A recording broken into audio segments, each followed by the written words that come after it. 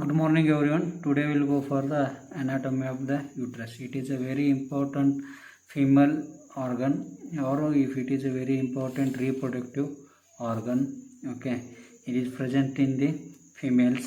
Okay, first of all we know the what is meaning of the uterus. Okay, in female organ of it is a female organ of a gestation. It also say as a womb in Latin at the 14th century. From Latin, uterus means womb or belly. Okay. In Sanskrit also, or in our Indian literatures also, it comes.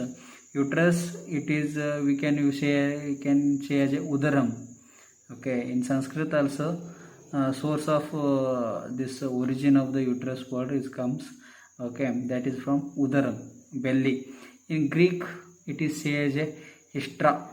Okay, histra means womb, or uterus is also say as a, in Greek it is say as a histra. Because of that only removing of a uterus, it is say as a hysterectomy. Okay, or seeing, histoscopy means watching the uterus. Okay, like that. Histra in Greek, uterus is say as a histra. Okay, uterus is a hollow muscular organ located in the female pelvis between the bladder and rectum. Anteriorly bladder is there and posteriorly rectum is there, and it is partially, okay, or fundus is covered by the what? Peritoneum. I already told during the anatomy of the peritoneum which are the organs come under infraperitoneum. Okay, or retroperitoneum, or outside the peritoneum. Okay, and the in uterus what happen? The ovaries are produce the eggs that travel through the fallopian tube. Okay, and once the egg has left the ovary, it can be fertilized or and implant itself in the lining of the uterus or cavity of the uterus and at the endometrium of the uterus. The main function of the uterus is to nourish the developing fetus prior to birth. It is the main function of the uterus.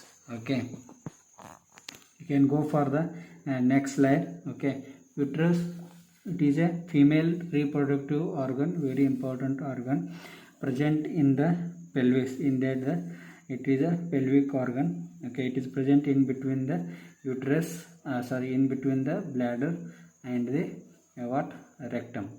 Okay, and it is a hollow muscular organ. Okay, it is a hollow and muscular organ, and it is a pear shaped. How it is looks? It is a look like a pear shape. Okay, you can go next slide. Okay, you can understand. This is the shape of the uterus, and during the birth, from birth to at the puberty, okay, or the postmenopausal status, it was changes the shape. Okay, shape, size, everything it will change. At the newborn, the uterus is look like this, and at the fourth year like this. In the puberty, it looks like this, and adult who are the nulliparous, in that it is look like this, and at the adult and parents who are give the birth, okay, in that look like this, and adult and the postmenopausal phase, and in that cases it forms the atropic. It becomes start a atropic at the most menopausal state. Okay, can go for the next slide. Introduction. Okay, introduction of uterus. Before that, it is a uterus is a hollow muscular organ located in the female pelvis between the bladder and rectum. The ovaries are produce the egg that travel through the fallopian tube. Okay, and once the egg has left the ovary, it can be fertilized and implant itself in the lining of the uterus. The main function of the uterus is to nourish the developing fetus prior to birth. If it is not fertilized the egg, it will come through during the menstruation cycle. Okay, in introduction. Okay, synonym Latin, it is uterus. In Latin it is says a uterus. Uterus means it is a womb. Okay, in Greek it is says a hystra and womb. The uterus is childbearing organ in female. It produces a suitable site and environment for the implantation of a fertilized ovum and development of the embryo. The uterus is thick-walled muscular organ with narrow lumen. Okay, that cavity is there, and that lumen is there, says there. That is says a uterine cavity. Okay, they are situated in the pelvis between the urinary bladder and the rectum. Superiorly on each side, it communicates with the uterine tube, or also says a fallopian tube or salpingeal tube, and inferiorly with the vagina. Okay, you can see this is a uterus. Okay, this is the uterus, and this is a vagina, and this is a uterine tube, or you can see as a fallopian tube. Okay, you can go for the next line. This is a ovary, and this is a round ligament. Okay, now shape and size of a uterus. Okay, it is look like a pear shaped.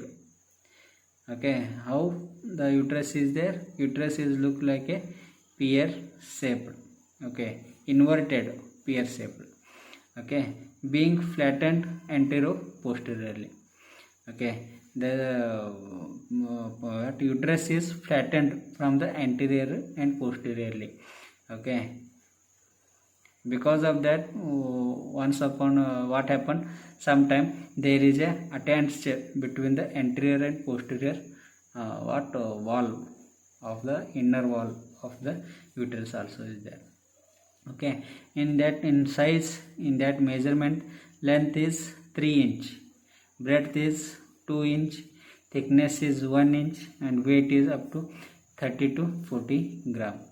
How it is look like? It is look like a inverted pear shaped and being flattened from antero-posteriorly.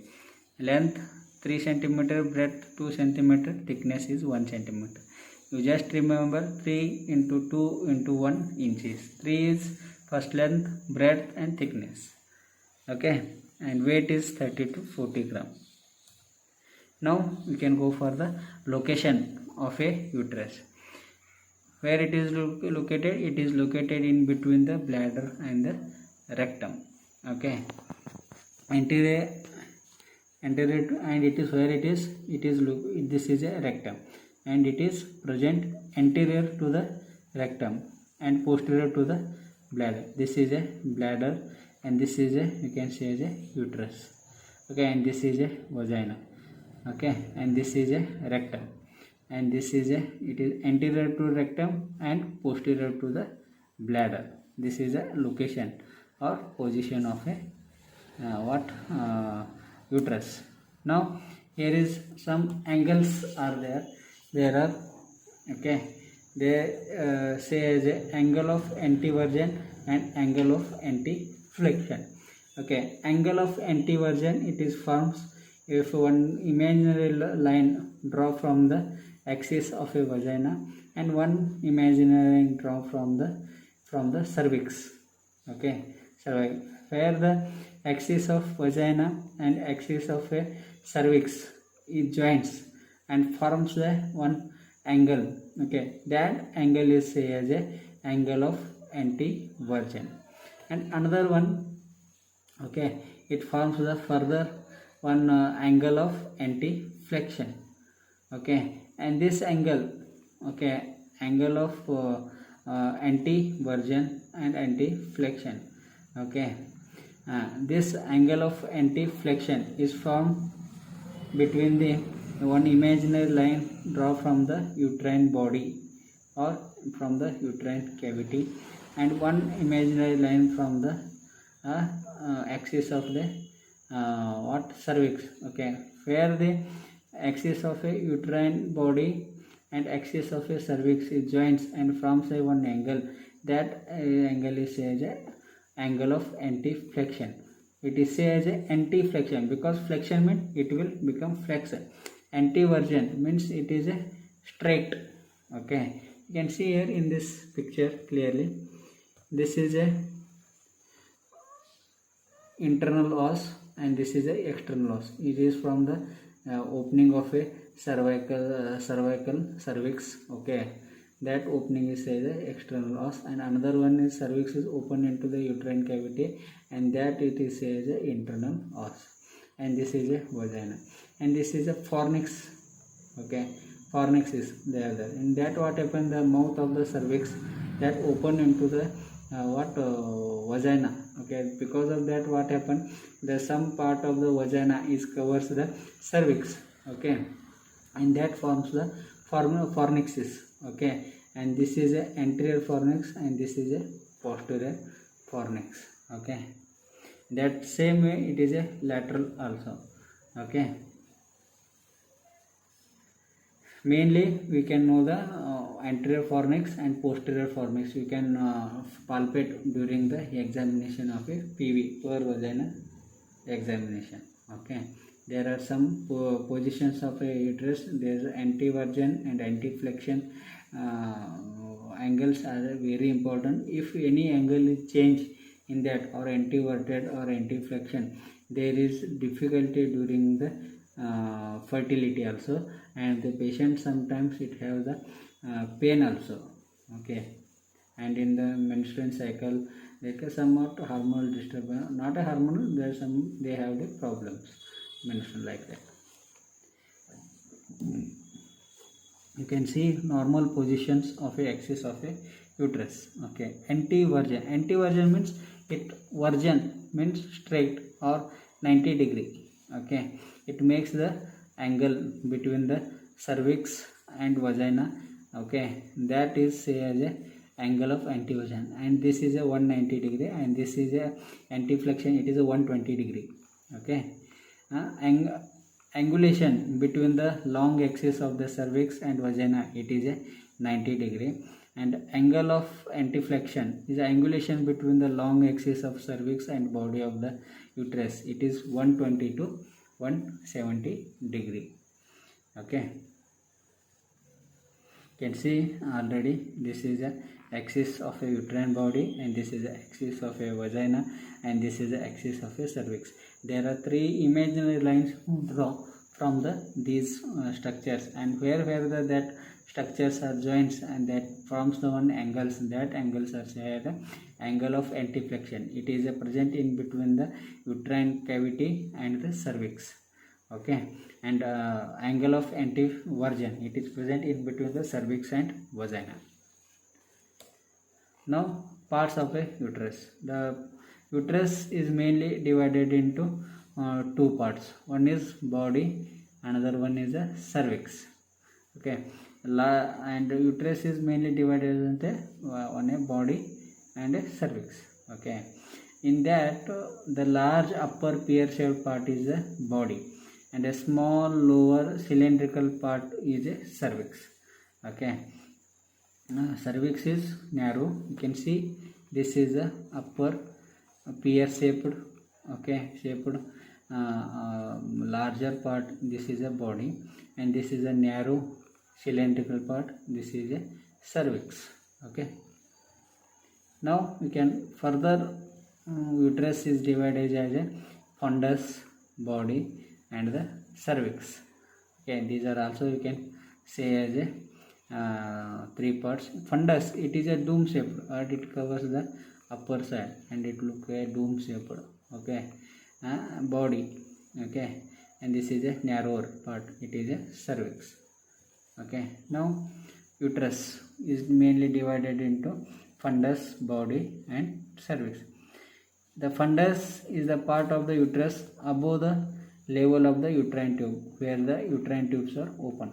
This is a uterine tube. Fundus is always present above these uterine tubes, or opening of the uterine tubes. Okay, always is present above the opening of the uterine tube, and it is how it is dome shaped. Okay, dome shaped, and this is a body. This is a part of the uterus. Okay, that is present in between the fundus and the cervix, or it is present in between the uterine tube to the level of the isthmus of the uterus. Okay, isthmus means this is a connection between the cervix and the uterine cavity, cervical canal or cervix canal to the uterine canal, and there is a isthmus. It is a connection between, or it is a make a bridge like structure. Okay, that bridge, how it is passed from connects to the one end to another end, that same way it is also connects. Okay, body, it is a part of the uterus from the level of the uterine tube to the level of the isthmus of the uterus.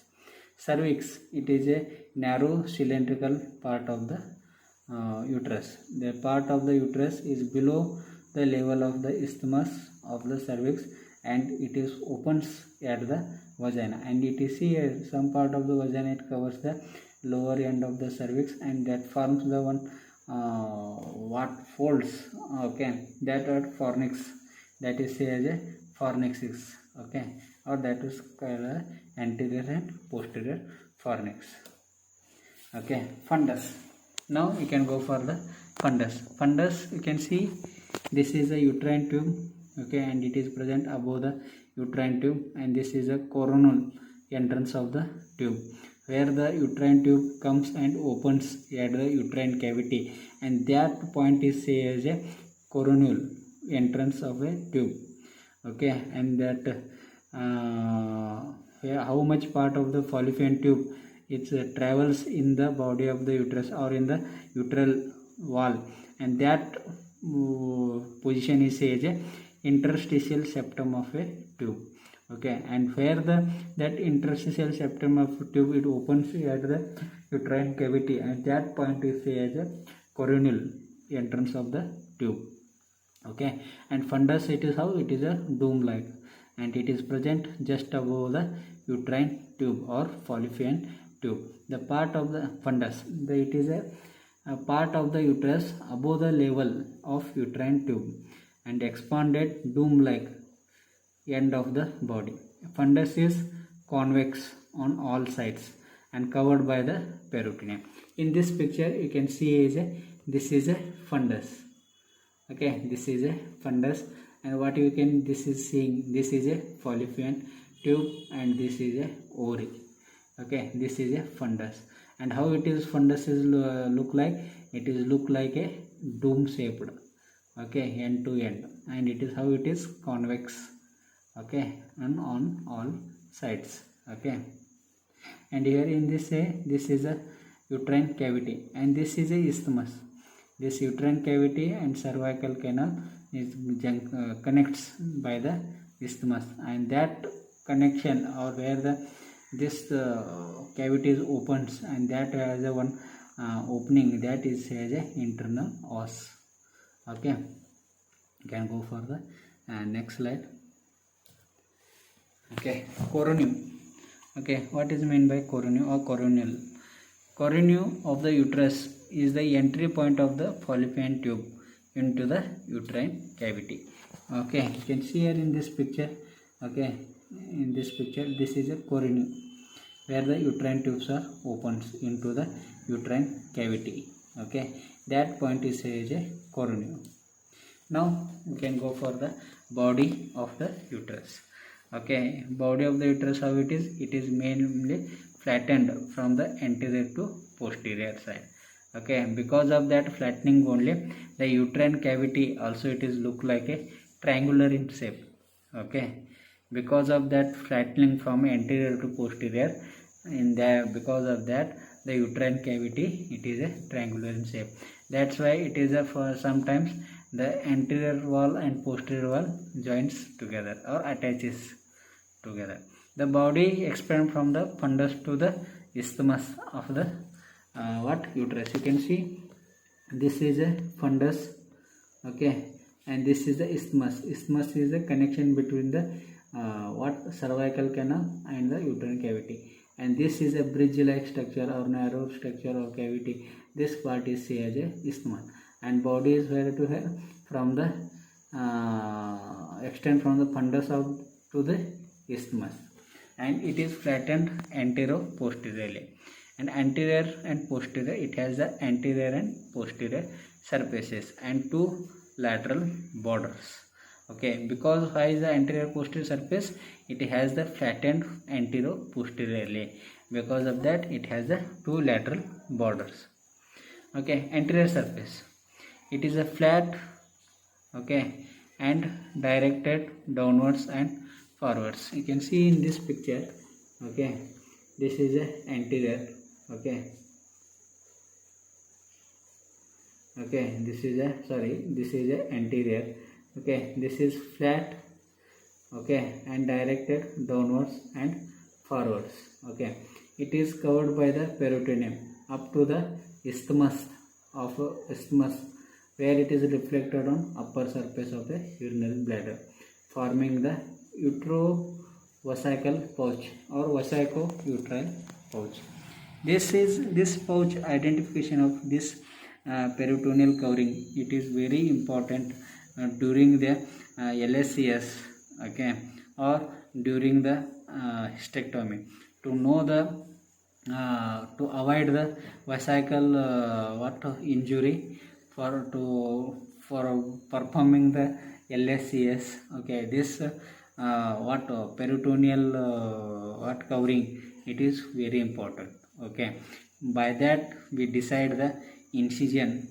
Okay, incision of a where to take the incision to the uterus.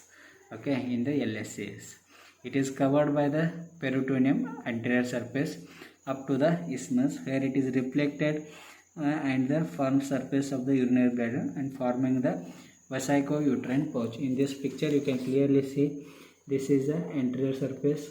Okay, this is flattened, okay, flat and directed downwards and forwards, and it is covered by the peritoneum. This is a, what you can say, this is a peritoneum, and this peritoneum covered up to the isthmus only, and here it is reflected. Okay, and here it is comes the bladder.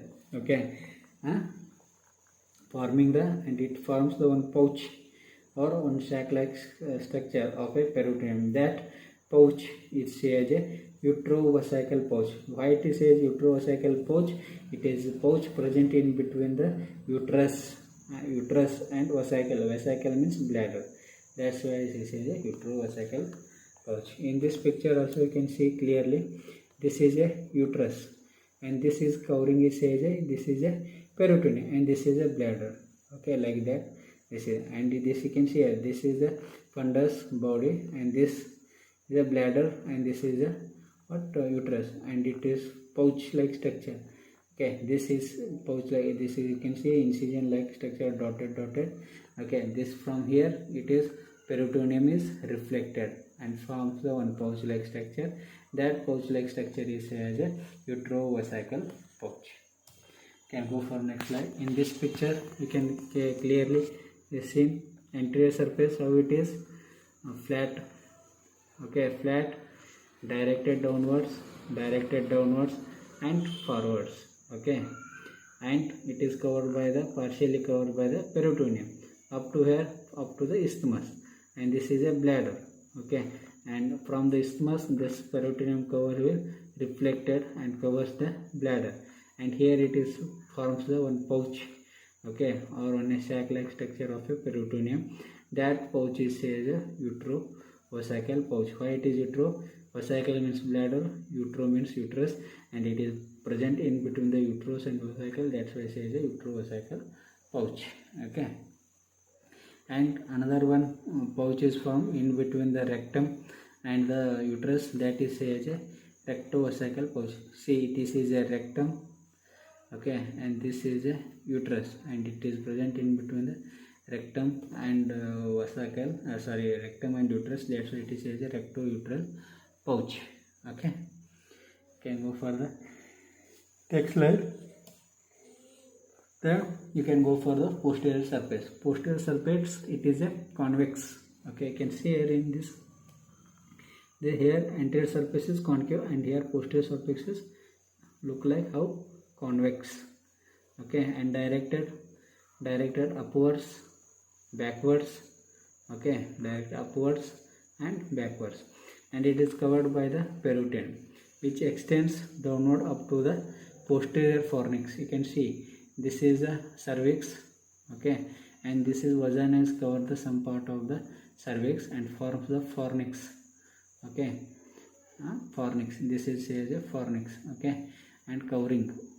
There is some extra cover thing is there, that is as a fornix, okay, and this is a posterior fornix, and prior to up to this posterior fornix of the vagina, it is covered the peritoneum, okay,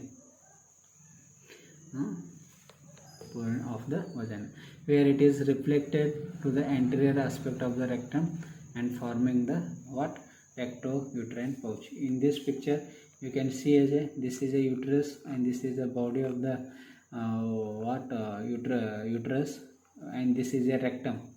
What you can see is this is a fat like structure, this is a rectum, and what you this seeing, this one, this is a pouch, this is a peritoneum, okay, and this peritoneum with ligaments are there, and this is say as a what, recto-uterine pouch. This is say as a, this is present in the rectum, and this is a uterus, it is present in between the rectum and uterus, that's why this is say as a recto-uterine pouch.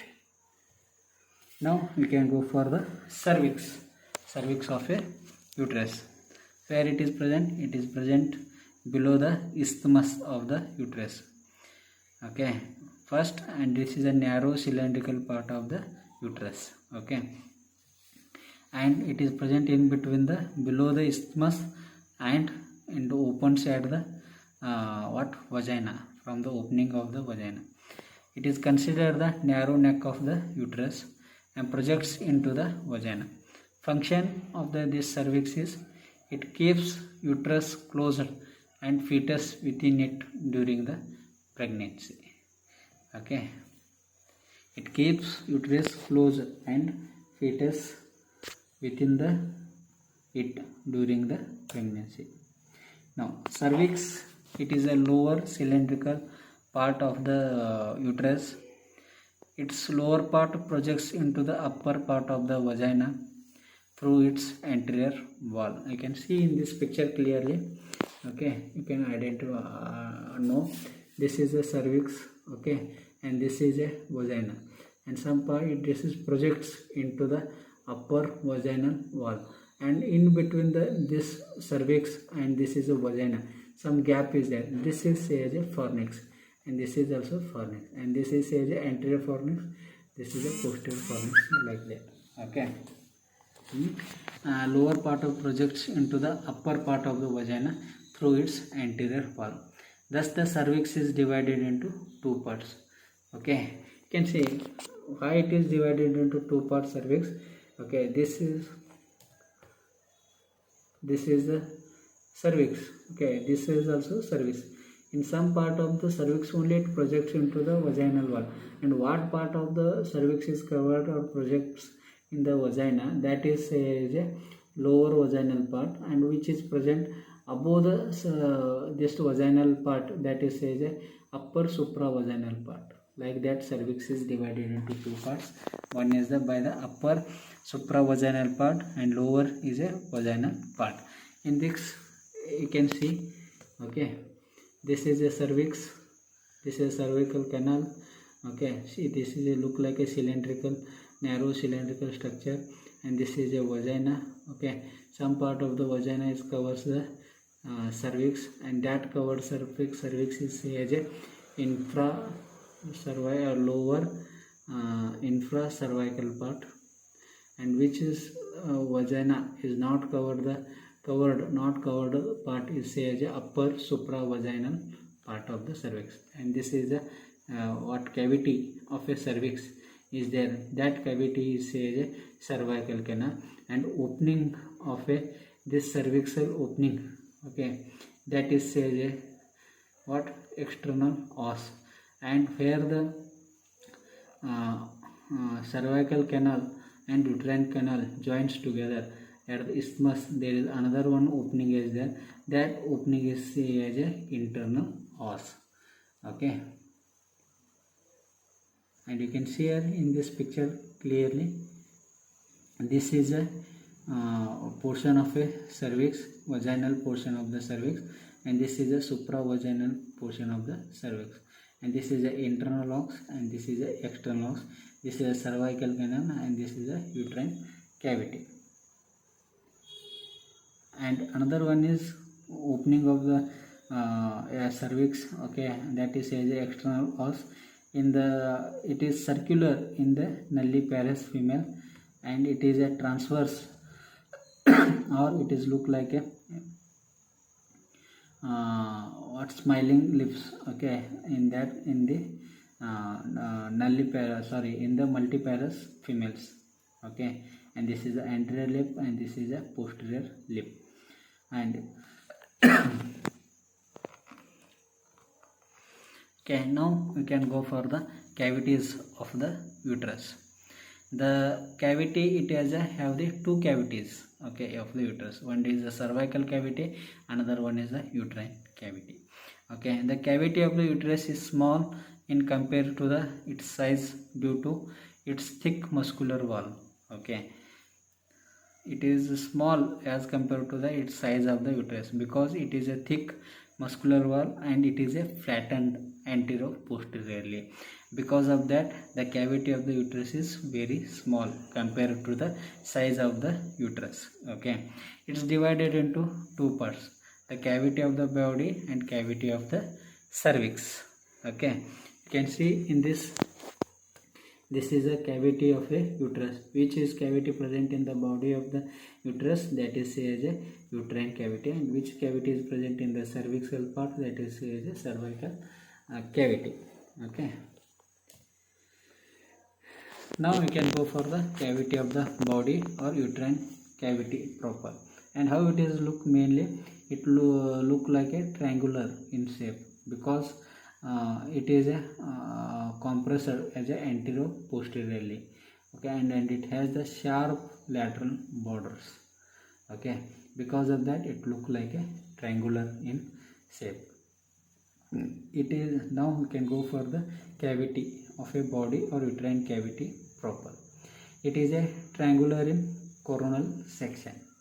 The apex of the cavity is continuous below with the cervical canal through the internal os. Okay, and it is inverted triangular in shape, and that apex, okay, this is the apex is continuous as a internal os, continue as a cervical canal through the internal os. It is a slit in sagittal section because the uterus is compressed antero-posteriorly, and its anterior and posterior are almost in contact. Okay, because of that it is a slit in sagittal section. Okay, the cervical canal. Cervical canal, it is a narrow, okay, cylindrical, okay, and it has the two openings. One, it connects with the uterine cavity, and there is one opening there, that is internal os, and this external os, it is a connection between the vagina and cervical canal. Okay, the internal os, the opening between the cavity of the body, uterus, and cavity of the cervix, and the external os, the opening between the cervical canal and cavity of the vagina. In a nulliparous woman, the external os appears circular, and in a multiparous woman, the external os appears as a transverse slit with the anterior-posterior lips. Now we can go for the structures. Okay, means endocervix, ectocervix, like that. Okay, the cervix is about 3 to 4 cm long. It made up of mostly connective tissue and muscles. It is divided into mainly two parts. One is endocervix, okay, and another one is exocervix or ectocervix. Endocervix means is the inner part of the cervix lining the canal of a this is the inner part of the cervix is there is the endocervix. And what is this is there? Okay, outer part okay, or exocervix. It is say as a exocervix. Here also opening is there, okay, and here also this canal is there. And what is the part of inner part of cervix is there? That is say as a lining there, that is say as a endocervix. The endocervix is the inner part of the cervix lining the canal leading to the into the uterus. The ectocervix is the outer part of the cervix.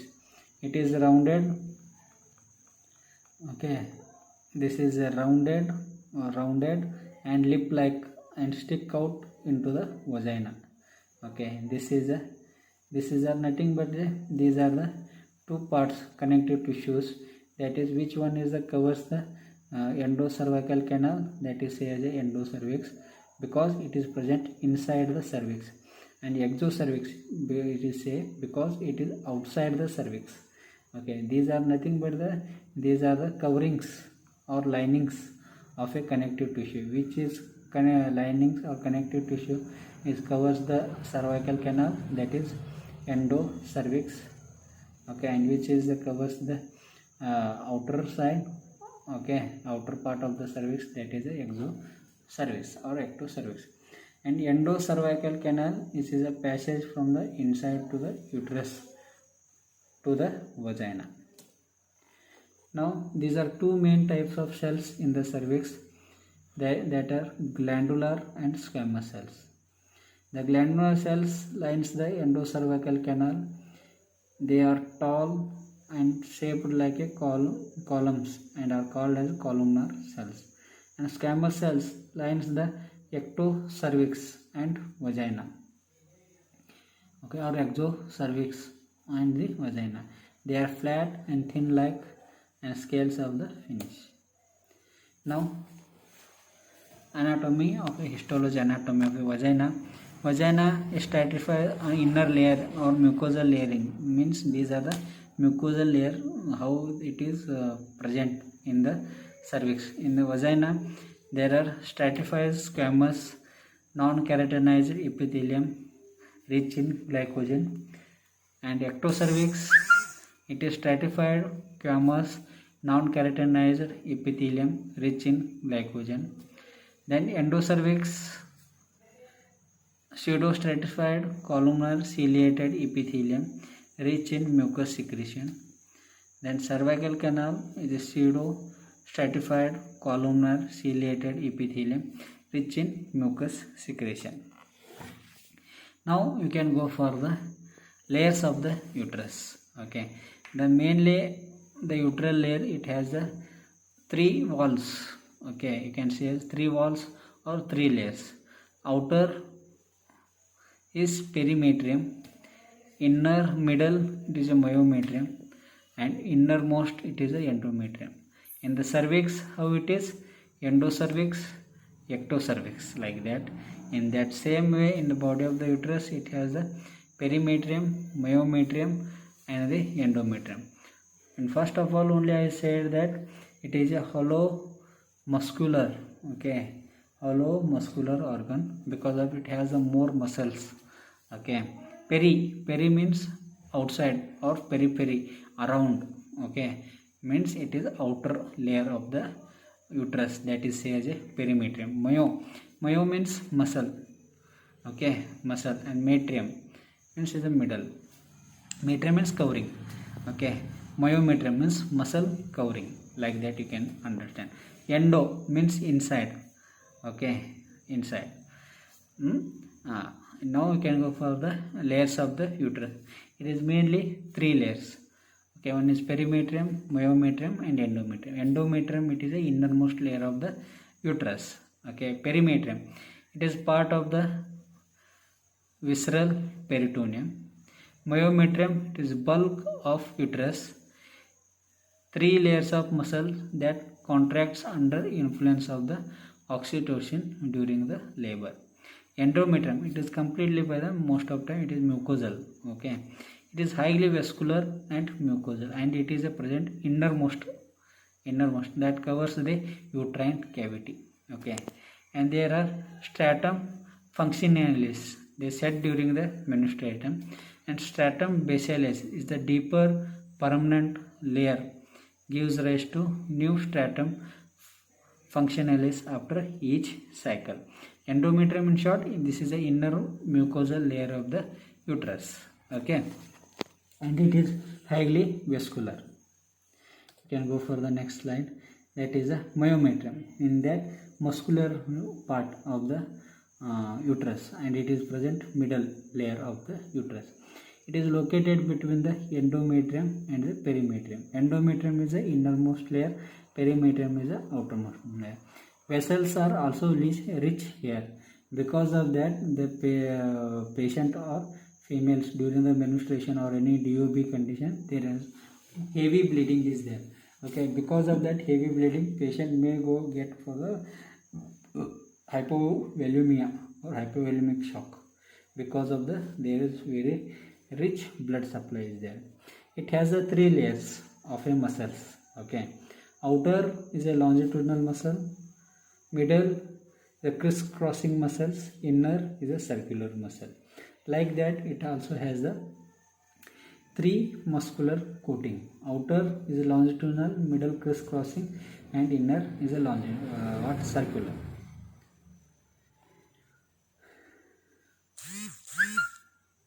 The main function of a myometrium is it is relax and contraction of a uterus. Okay, it is we want to either relax or contract the uterine muscle. That is a function of a smooth muscles. Now we can go for the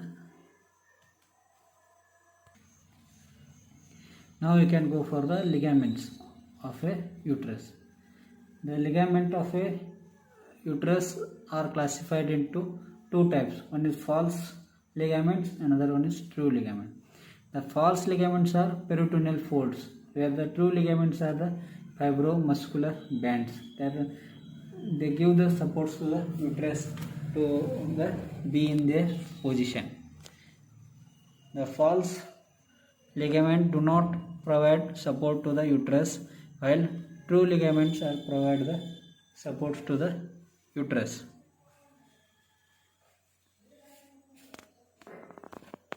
Ligament.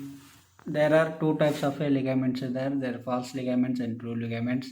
And in false ligaments, it comes these are nothing but these are the peritoneal folds. Okay, and true ligaments are they are fibromuscular bands, and they are help to hold the uterus properly or in their position.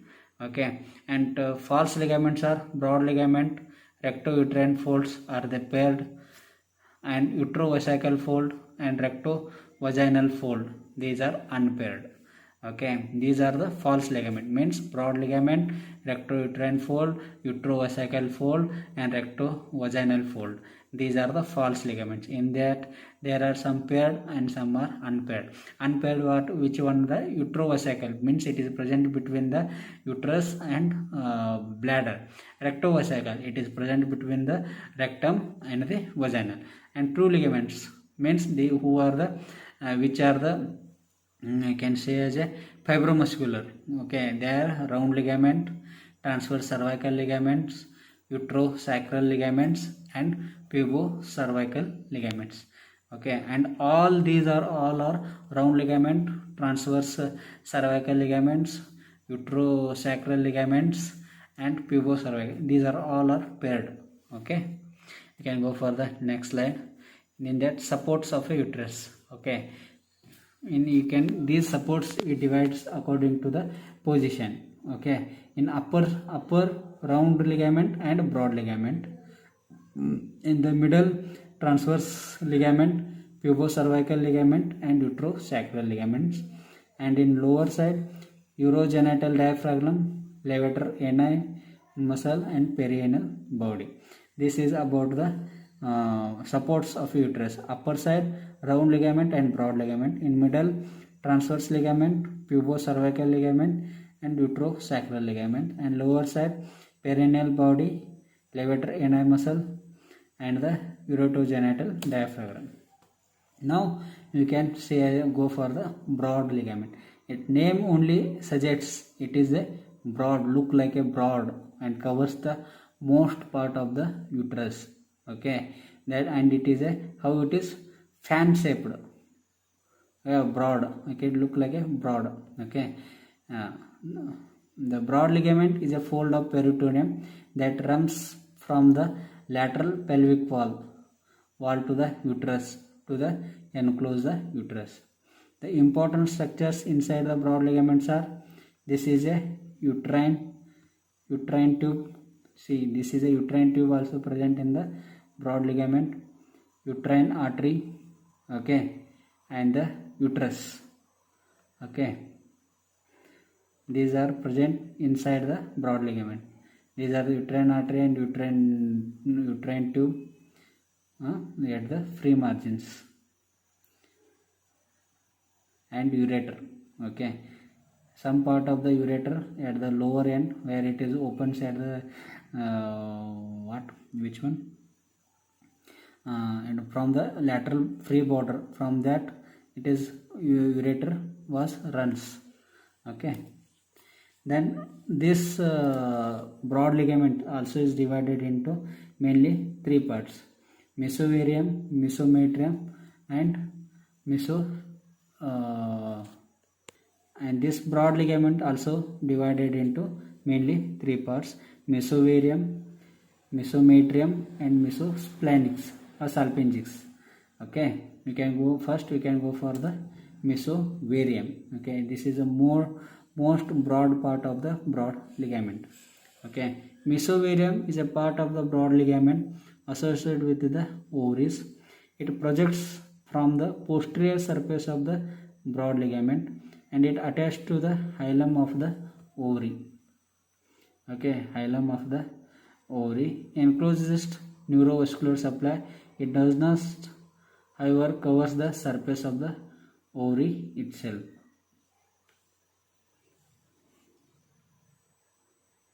You can see here in this picture. Okay, you can understand which are the broad ligament it have. This is salpingics.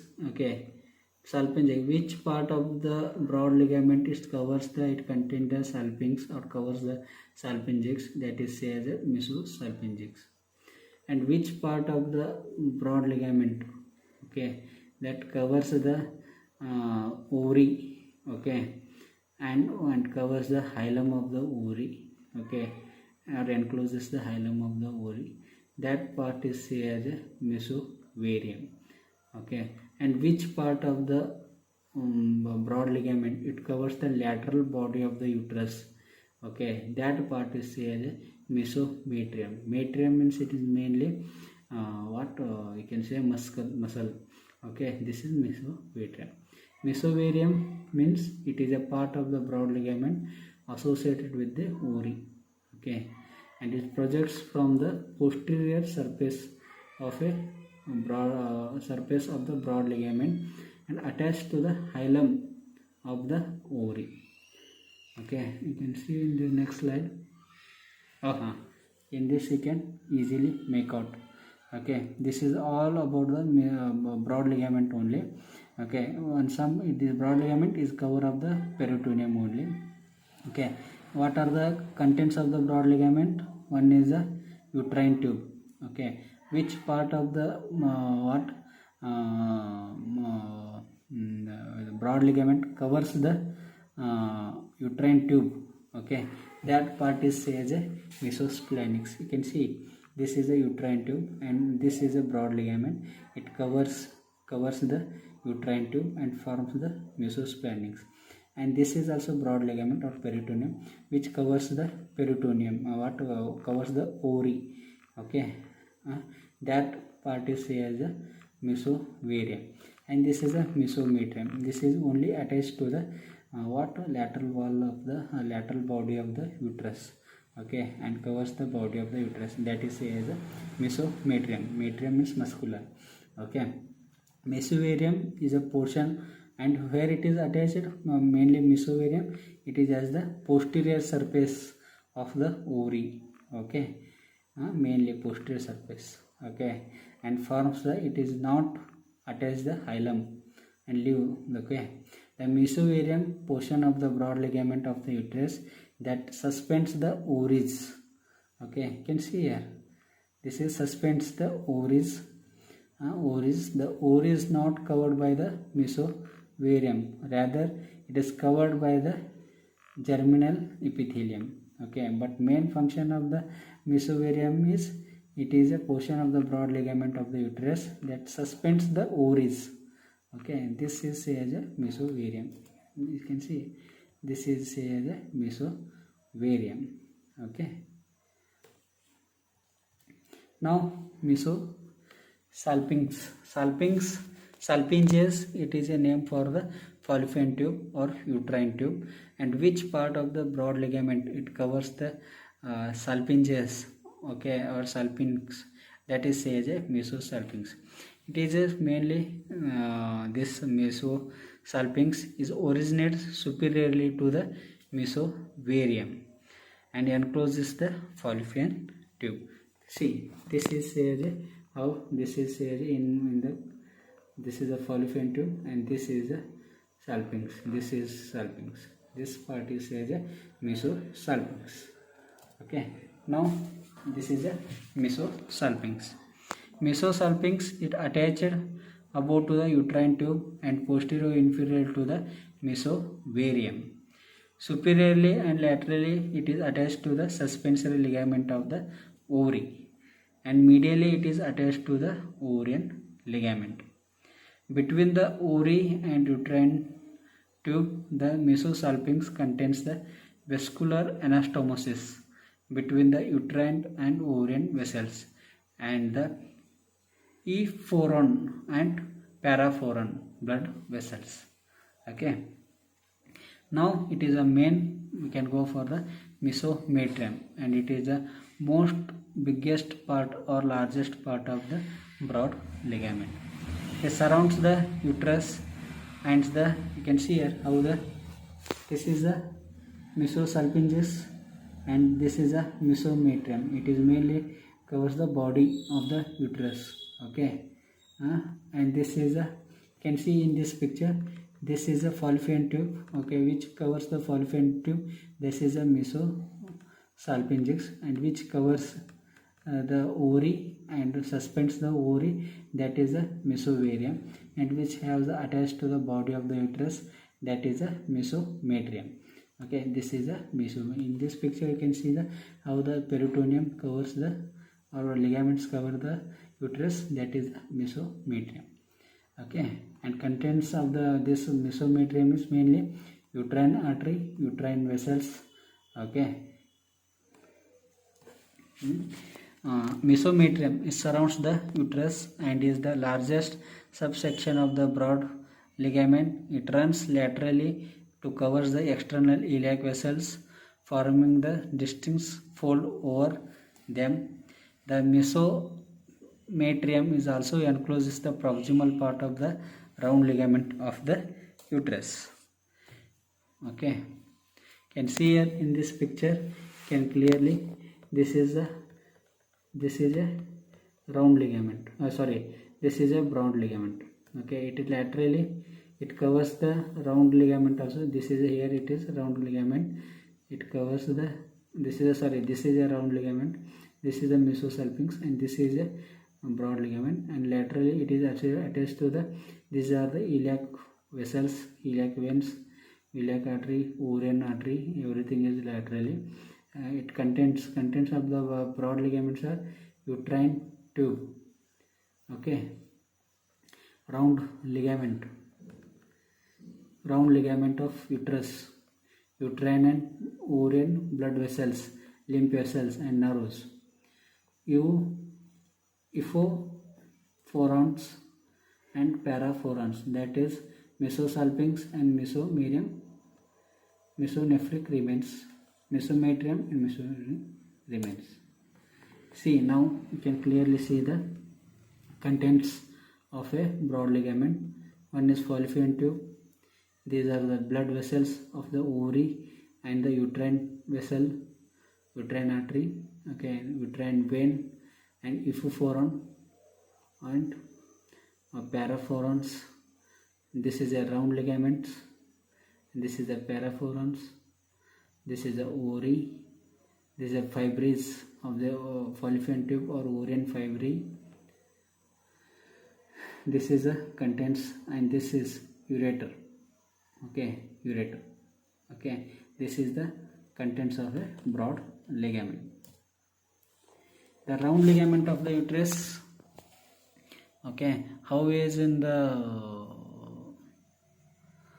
spermatic cord in the male is there, that same round ligament in the in the females. The round ligament of the uterus is originates at the uterine horns. Okay, in the parametrium.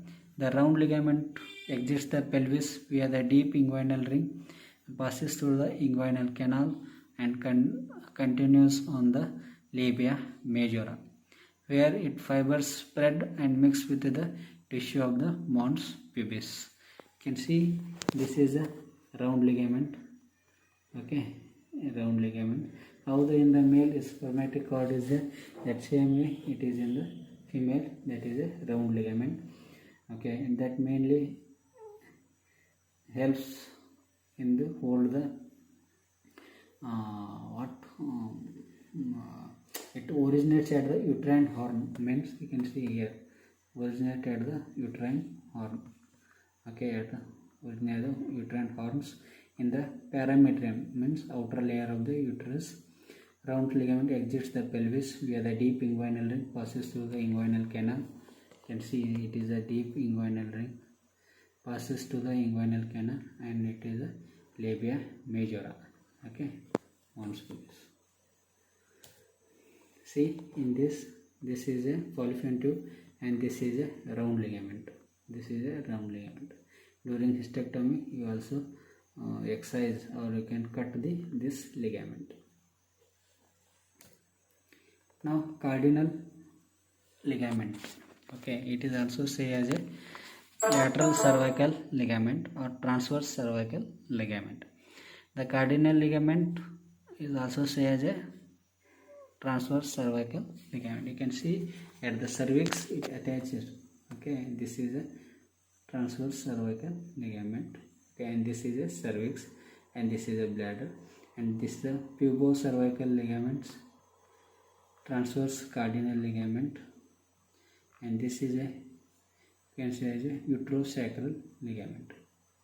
In that, cardinal ligament is a major ligament of a uterus. It is located at the base of the broad ligament of the uterus. There are pair of cardinal ligaments in the female human body.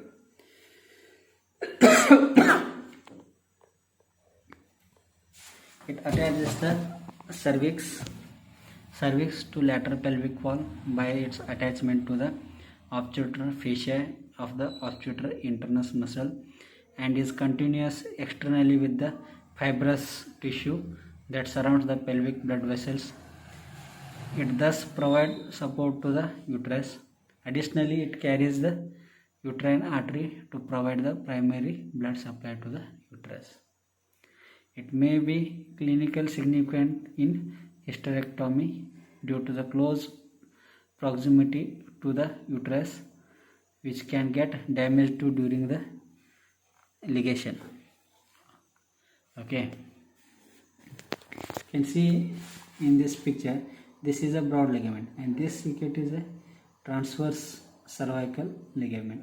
This one, okay, this one, and it contained the ureter and the uterine artery. During the ligation, okay, there is some chances to the injury to the ureter, okay, to the ligation of this ligament. Okay, it is mainly ligament attached to the cervix, lateral pelvic, cervix to the lateral pelvic wall. It is present below the what? Broad ligament. Okay, like this. Like this. This is the lateral, and this is the levator ani muscle. Levator ani muscle, and this is the lateral or lateral transverse cervical ligament or cardinal ligament. This one cardinal ligament, and this is a round ligament. Okay, supports of the uterus. The uterus kept in position and prevented from the sagging down by the number of structures providing the support to it. The support of the uterus is subdivided into two types, and chief primary supports and accessory support. Supports of the uterus: in that primary support, that are ligaments, in that round ligament, uterosacral, transverse cervical and pubocervical, means these are comes under true ligaments. And peritoneal folds, in that uterovesical, recto-uterine and broad ligament. Fibromuscular and mechanical support, that is position of the uterus, pelvic diaphragm, urogenital diaphragm and perineal body. Can see here primary support, in that muscular, which are muscular, pelvic diaphragm. Okay, here it still comes the pelvic diaphragm. Okay, perineal body and urogenital diaphragm. Visceral, urinary bladder, vagina and urine axis. Fibromuscular, in that transverse cervical ligament, pubocervical ligament, okay, uterosacral ligament and round ligament of the uterus. Secondary support, broad ligament, uterovesical fold of peritoneum, rectovesical fold of peritoneum. Then artery supply, it is mainly by the uterine artery. The uterus is supplied mainly by the two uterine arteries and partly by the two ovarian arteries. The uterine artery is a branch of a anterior division of a internal iliac artery. It crosses the ureter from above lateral to the cervix, above the lateral to the fornix of the vagina. Then it is ascends along the side of the uterus at the superior-lateral angle of the uterus. It runs laterally, runs along the uterine tube and terminates at the anastomosis of the with the ovarian artery. Okay, you can see here in this blood supply, uterine artery and ovarian artery. They give the main blood supply to the uterus. There is one peculiarity is there in the blood supply of the uterus. Okay, that is, okay, you can see this is a uterine artery. Okay, this is a uterine artery. Here also one uterine artery comes, here also uterine artery comes. The uterine arteries are each other, they becomes the anastomosis. Okay, they go hand to hand. Because of that, if you ligate the uterine artery here, also on this side, the uterine also blood supply also from the other side also is there. Because of that, vertical opposition sutures, okay, horizontal cervicoisthmus sutures are very important. The vertical opposition suture passed from the anteriorly to the posterior surface of the uterus and tied by the 3-knot technique. Why? Because you can see there this is the ovarian artery and this is the acute uterine artery. Ovarian artery and uterine artery are become anastomosis, and also it form the what is mean the acute means, then arcuate artery, then radial artery, then basial artery and spiral artery.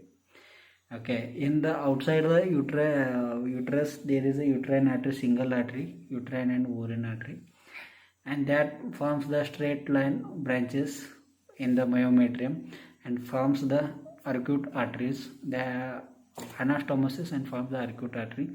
That arcuate arteries gives the further straight artery, that is radial artery. That radial arteries are further give the form the basal spiral like arteries. Okay, and because of that the endometrium is mainly contains the spiral arteries. Okay, because of that it goes the hand to hand.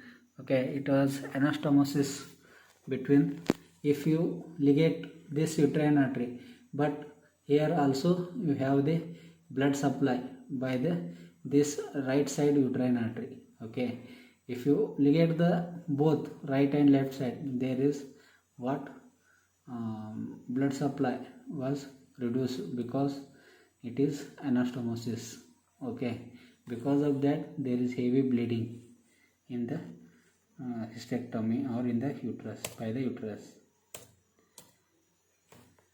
Now we can go for the relations to the uterus. Anteriorly, the body of the uterus relates to the uterocervical pouch and the superior surface of the urinary bladder, and supravaginal portion of the cervix is related to the posterior surface of the urinary bladder. The vaginal portion of the cervix is related to the anterior fornix of the vagina. Posteriorly, the body of the uterus is related to the retrouterine pouch with coils of the ileum and sigmoid colon in it. Supravaginal portion of the cervix is related to the retrouterine pouch with the coils of ileum and sigmoid colon in it. The vaginal portion of the cervix is related to the posterior fornix and inner canal and some part of the rectum. Laterally, the body of the uterus is related to the broad ligament and uterine artery and vein. Supravaginal portion of the cervix is related to the uterus and uterine artery, ureter and uterine artery. The vaginal portion of the cervix is related to the lateral fornix of the vagina. This is a relationship. In venous drainage, the vein of a ureter correspond to the arteries. They form the venous plexus along the lateral border of the uterus, which drain into the internal iliac vein through the uterine and vaginal vein.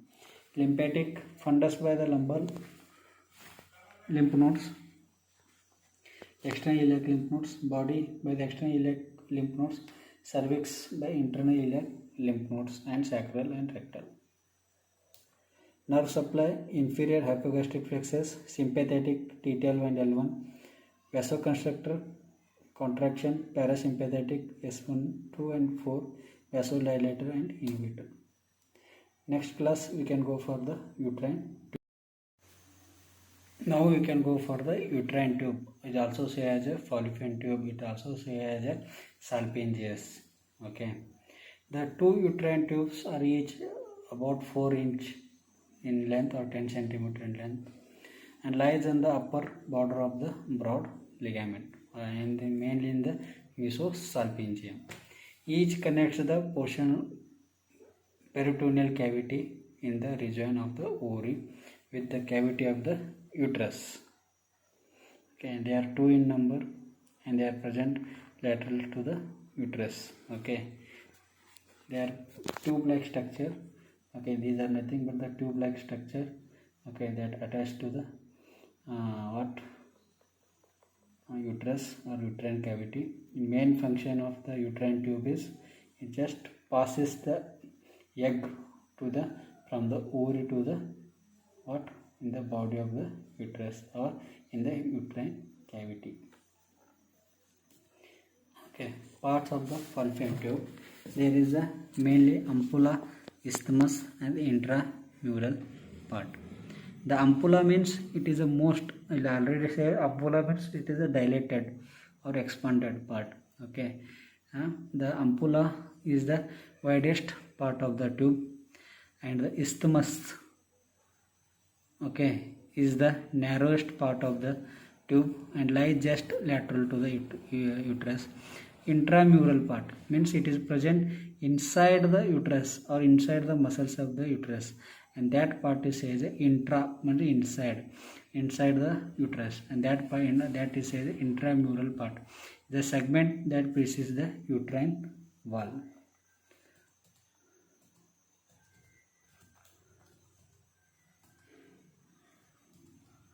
Okay, parts of the fallopian tube. The uterine tube is divided into 4 parts. Infundibulum is also one of the part. Okay, infundibulum means it is a funnel shaped. Okay, it is a funnel shaped.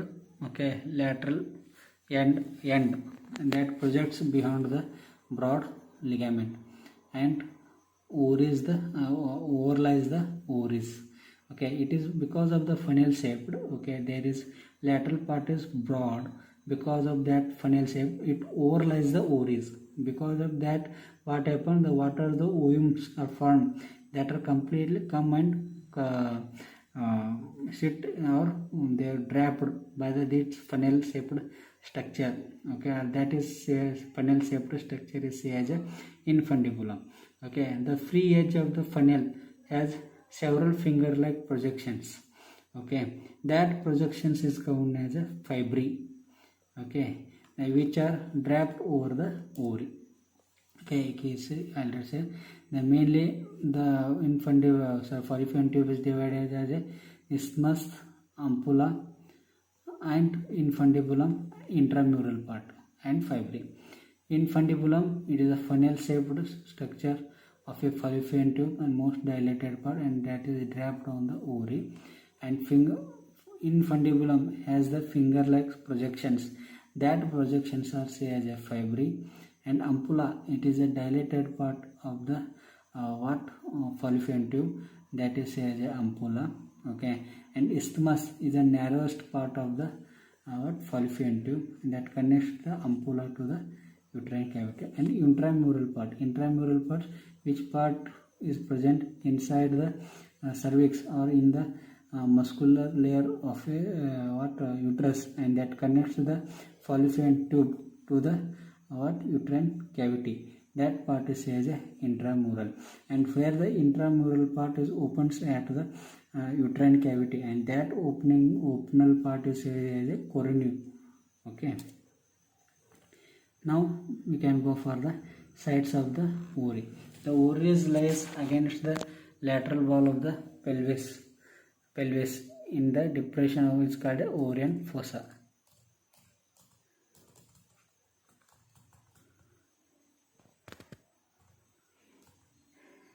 Ovarian fossa, bounded by the external iliac vessel above and by the internal iliac vessel behind.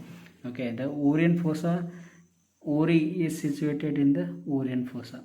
Okay, and that it is mainly bounded by externally by the external iliac vessel above and internal iliac vessel below. Okay, in next picture I will show that ovarian fossa. Okay, see, this is a ovarian fossa. Okay, and how it is above, that is a external iliac, and below this is a internal iliac, and in between that there is a fossa for the ovary. That fossa is says a ovarian fossa. Okay, superiorly external iliac artery and vein, anteriorly broad ligament of uterus. How the ovarian fossa is formed? Ovary is situated in the ovarian fossa, and ovarian fossa how it is formed? Superiorly by the external iliac artery and vein, anteriorly by the broad ligament of the uterus, posteriorly by the ureter, internal iliac artery and vein, inferiorly obturator nerve, artery and vein. Okay, you can see in this picture. Okay, this is a ovarian fossa. It is mainly superiorly by the external iliac artery and vein. Okay, inferiorly by the obturator nerve, obturator vessels, posteriorly by the ureter, internal iliac artery. Okay, like that this is ovarian fossa was formed, and it is suspensory ligament of uterine tube and broad ligament. Okay, that also covers the anteriorly. Anteriorly, broad ligament and suspensory ligament. It is covered by the ovary. It is formed by the like this. Ovary. It is really oval in shape, not completely rounded in shape. Ovary is oval in shape. Okay, it has the two poles. One is upper pole, another one lower pole, and it has the two surfaces, anterior surface and posterior surface. Upper pole, it is attached to the lateral pelvic wall by the infundibulopelvic ligament. Okay, this is ligament is present in between the infundibulum of the fallopian tube and the pelvic ligament. Okay, and lower pole, it attached to coronary of uterus by ovarian ligament. See, this is our upper pole. It is attached to the lateral pelvic wall by infundibulopelvic ligament. It is also say as a suspensory ligament. And another one is at lower pole, it attached to coronary of uterus by the ovarian ligament. This is a ovarian ligament. and it has the two surfaces, anterior surface and posterior surface. It is attached to the peritoneum by the posterior surface of the broad ligament, and posterior surface is free and related to the tubal fibri. Now relations to the anterior relation and posterior relations of the ovary. Posterior border, and it also has the two borders, anterior border and posterior border. Ovary posterior border is free border, and anterior border gives the attached to the mesovarium, and which is continuous with the posterior layer of the broad ligament. There is hilum of this border, I already explained. Supports of the ovary, suspensory ligament, okay, that secure ovary to the lateral wall of the pelvis, okay, that is infundibulopelvic ligament. Ovarian ligament, it attached to the uterus, and broad ligament, a fold of the peritoneum, encloses the suspensory ligament. This is the lower pole, it attached to the utero-ovarian ligament, that is ovarian ligament, and the upper pole, it attached to the lateral wall of the pelvis, that is as a suspensory ligament. And the broad ligament, this is mesovarium, it covers the what? Ovary, hilum. Can say, see, this is the ovary. It is present in the ovarian fossa. Ovarian fossa is made by the superiorly by the external iliac artery and vessel, inferiorly by the obturator nerve and the obturator artery and vessels, posteriorly by the internal iliac artery, internal iliac vein and the ureter, and anteriorly by the mesovarium, broad ligament and ovarian ligament. Like that, ovarian fossa is formed. Ovary is present in the situated in the ovarian fossa. Ovary is a oval in shape. It has the two poles, superior pole and inferior pole. Superior pole attached to the infundibulopelvic ligament or suspensory ligament of your ovary. Posterior pole, it attached to the coronae of the uterus by the ovarian ligament. It has the two surfaces, anterior surface and posterior surface. Posterior surface is free and anterior surface is covered by the mesovarium, and it has the two borders, anterior border and posterior border. The suspensory ligaments attach to the lateral edge of the each ovary and project superior laterally to the pelvic wall. Each suspensory ligament contains a ovarian artery and ovarian vein, nerve and smooth muscle. See, this is the suspensory artery. During the oophorectomy, we can release or we ligate this ligament, okay, towards the ovary, not towards the lateral pelvic wall, because if you going to the ligate towards the lateral to the this ligament, it forms the injury to the internal iliac arteries or iliac vessels. Okay, this is a suspensory ligament of a ovary. It contains the ovarian artery, ovarian vein and ovarian nerve. Okay, and this is a your round ligament, ovarian ligament, not a ovarian ligament. And this is ovarian artery. It is also supplied by the uterine artery. And what are the arteries by the ovary? That is as a epiphoreus and paraphorus, like that, by the uterine artery.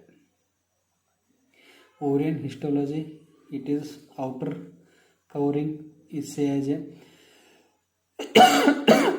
ovarian epithelium, that is visceral peritoneum, and tunica albuginea is a capsule of a dense fibrous connective tissue. Ovary itself has a cortex, medulla and stroma. Stroma is nothing but a connective tissue of the ovary. A medulla, the inner closure, contain blood vessels and nervous lymphatic vessels. Cortex is outer dense, contain follicles with oocytes. Cortex is ovarian follicles at different stages of maturation and their rupture, and from this stroma is spindle shaped cells. Okay, a medulla, it is a loose connective tissue with elastic fibers and blood vessels. Ovary medulla, it is most innermost part of the ovary, consists of loose connective tissue and blood vessels enter through the hilum from the mesenteries. You can see this is a medulla, loose connective tissue, mainly contains the blood vessels, everything. This is the cortex of the ovary. Okay. Thank you very much.